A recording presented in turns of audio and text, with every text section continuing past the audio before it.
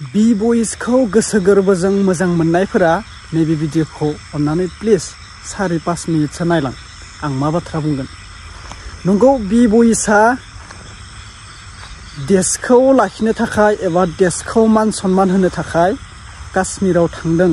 जों भिडिअखौ नुदों।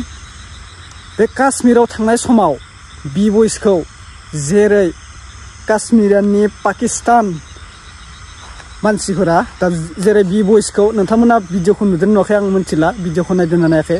बयसनि भिडिअखौ नायोब्ला बिखाया ग्लुब ग्लुब मोनो जानांगौ, सोरबा सोरबा बिखा खम्फिखांदों जानांगौ। मानो होनबा बियो बांगालनि रायजोआव पाकिस्ताननि रायजोआव थांनानै हारसिंनो माने भारत माता की जय होनना मोनसे बाथ्राखौ पाकिस्ताननि खुगानिफ्राय बुंजानो लुगैदों।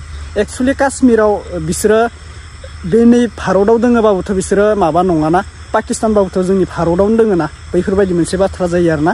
बेनिखायनो बि बयसआ बेखौ माने भारत माता की जय बुंनो होदोंमोन, दा बे बाथ्राखौ बुङासै। बेनिखायनो जोंबो दुखु मोनदों, बि बयसआबो दुखु मोनदों।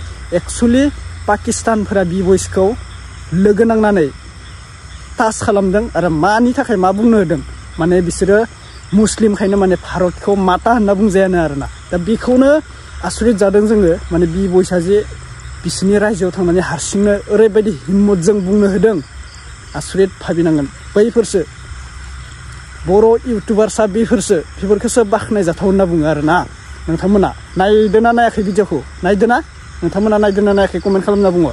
ओरैबायदि खोनाखादो जोङो, निउसाव ओरैबायदि भाइरेल जागासिनो जोंनि हिन्दुफोरखौ ओरैबायदि आलाय सिलाय, माने काश्मीरावथ' बेखौ बुंलायलायनांला खोमा खोथाखौ ना, निउसाव नुगासिनो जेरैबायदि जाथाय जागासिनो जों पाकिस्तानदो हिन्दुस्तानदो।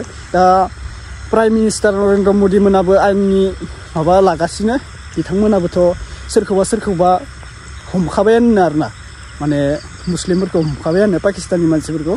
दा ओरैबायदि जादों जोंहा बिसोरखौ माने पाकिस्तानफोरखौथ' मा बुंबावनो, जोंनि हिन्दुआवनो सोरबा थानानै ओरैबायदि लेभेल खिथियो।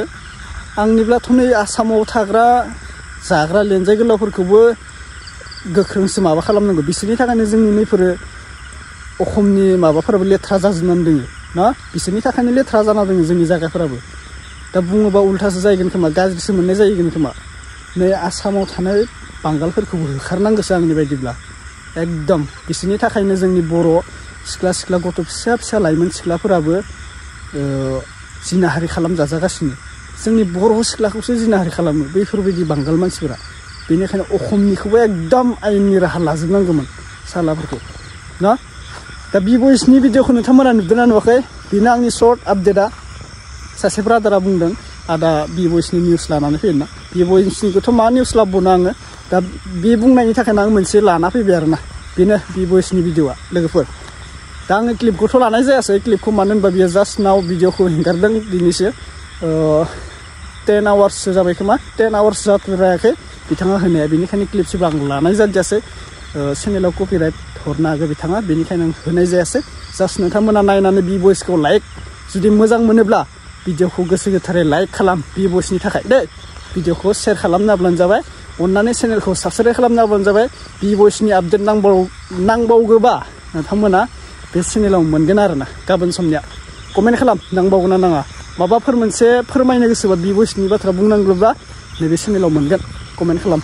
दे लोगोफोर, दिनैनि भिडिअआ बेखिनियानोसै।